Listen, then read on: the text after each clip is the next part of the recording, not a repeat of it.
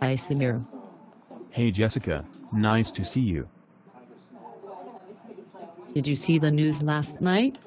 The police arrested a young, black guy for having drugs. Yeah, I saw that on TV too. Was probably dealing them too. We can't assume he was dealing them without any evidence against him. I think you are jumping to conclusions too quickly. As a black male with drugs was probably a dealer. There are stories on the news all the time about black men being arrested for something. The media only shows you what they want you to see. They turn situations out of proportion to the actual facts and demographics. I believe we need to crack down on crime and have stricter rules and consequences for these offenders. There are many factors that contribute to minorities getting into trouble with the law. It is not as simple as it seems.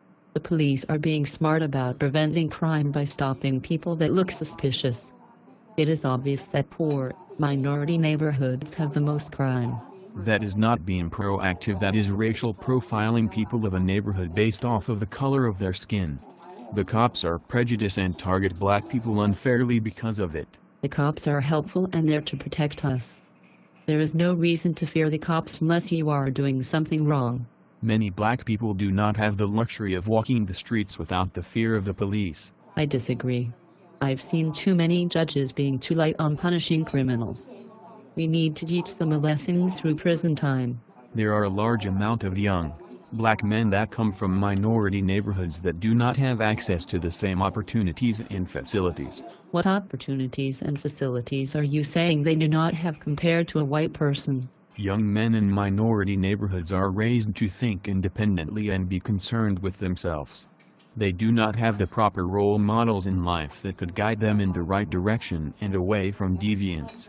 They also are not provided with the same education or opportunities to advance in life. If that is the case, why don't they try to change it? There are people who only know the life of the streets, and there are people who do double the work of a white person to have the same outcome as them.